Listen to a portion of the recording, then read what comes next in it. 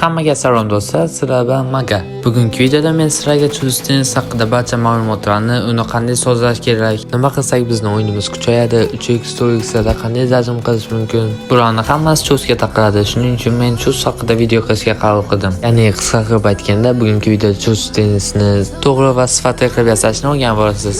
Oramizda juda ko'pchilik Chustga unchalik ko'p e'tibor bermaydi va boshqa TDM'chilarni va content makerlarni Chustni qo'yib o'ynashadi. Albatta bu yaxshi, yomon emas, lekin bu sizni reaksiyangizga, sizning device'ingizga umuman to'g'ri kelmasligi mumkin. Chunki hozirgi paytda ko'p content makerlar va TDM'lar iPadda o'ynashadi yoki buzilma telefonlarda o'ynashadi. Shuning uchun men shaxsiy fikrim hammani o'zini Chust'i bo'lish kerak deb o'ylayman. Chunki Chust'dan sizning harakatingizga javob beradigan narsa. Agarda sizdan Chust'dan muammolarga uchrab yurgan bo'lsangiz va uni qanday chiroyli qilib sozlashni bilmasangiz, bu video aynan siz uchun. Ovozimga e'tibor bermagan holda keyingi videoni davom ettiramiz. Shunaqa sifatli va foydali kontentlar to'xtab qolmasligi uchun videoga like bosib kanalga obuna bo'lishingizni so'rab qoldim, chunki bunaqa foydali ma'lumotni sizga hech kim bermaydi. Keyin shu oy oxirigacha 3000 ta bo'lish niyat qilib qo'yganman. Agar podpishka qilsangiz xursand bo'lgan bo'lardim. Bo'lmasa ko'p gapirmasdan videoga o'tamiz. Chust daqiqasida eng ko'p e'tibor beradigan narsamiz siz avvalroq qaysi rejimda ko'proq o'ynashingizni bilib olishingiz kerak. Bilamiz, PUBG Mobile'da klassika va TDM atmosferalar bor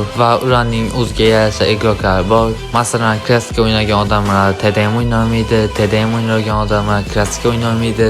Shunday ekan siz Chustni tahlil etganingizda sizga qaysi rejim ko'proq yoqishini, qaysi rejimda ko'proq o'ynashingizni bilib olishingiz kerak. Chunki TDM uchun taxlagan Chustingiz klassikaga ko'pincha tushmay qoladi. Keyin esa navbatga klassikaga taxlagan Chustingiz TDM uchun tushmay qoladi va uncha katta rezultat ko'rsata olmasligingiz mumkin. Barcha ma'lumotlar bilan bo'lishdim. Endi men sizlarga TDM va klassika uchun eng zo'r Chust taxlashni o'rgataman. Birinchi bo'lib biz sezuvchanlikka o'tgan vaqtimiz linza va giroskop degan menyular bo'ladi. Linza menyusi bu kamera sezuvchanligi, ya'ni hammamiz bilsa kerak, o'sha pritsiyani barmoqlarimiz orqali, ya'ni ekranga surish orqali pritsiyani boshqara olishimiz. Giroskop menyusi bo'lsa, bu telefonni silkitgan holda, ya'ni hech qayerga teginmasdan pritsiya va personajni boshqarishimiz uchun foydalanadigan sozlamalar.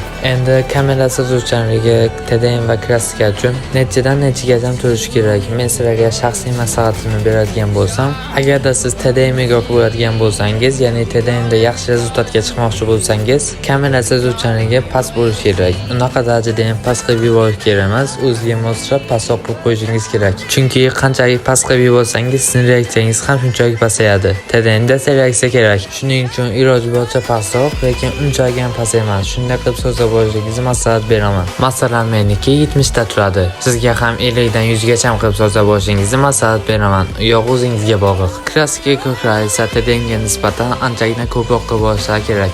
Asosan klassikada sizga ko'proq kerak bo'ladigan narsa bu tezroq harakatlanish va reaksiya. Shuning uchun kamera sezuvchanligini anchagina yuqori qilib olishingiz kerak, lekin o'zining me'yorida.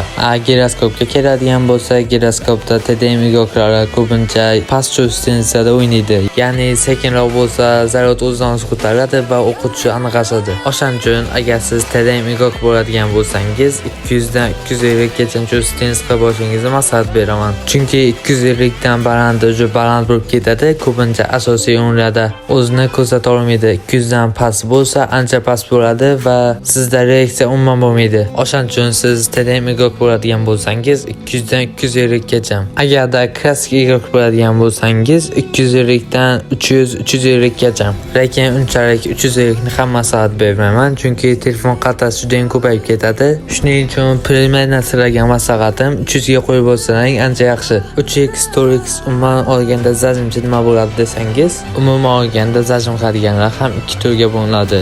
Ya'ni ko'p patron otgan holda zajm beradiganlar va kam o'q orqali zajm berish. Odatda ko'p o'q bilan zajm beradiganlar pritsiya foizdan anchagina baland qilib olishadi, chunki pritsiya tepaga ko'tarib ketmasligini oldini olish uchun. Lekin kam o'q bilan zajm beradigan odamlar pritsiya foizdan ancha past qilib olishadi. Bunda pritsiya unchalik ko'p o'ynab ketmaydi. Boya aytganimdek, kam o'q bilan zajm berish ancha osonlashadi. Siz ikkalasini ham sinab ko'ring, qaysi biri sizga yaxshiroq o'xshasa, bittasini tanlab o'ynayverasiz. Mana men sizga video davomida sifatli Chustensni o'zingiz yasab olishni o'rgatib o'tdim. O'ylaymanki bu video sizga ancha foydali bo'ldi. bo'ldi. Agar videodan o'zish uchun nimadir olgan bo'lsangiz va video sizga yoqqan bo'lsa, обязательно videoga like bosish va kanalga obuna bo'lishni aslo unutmang.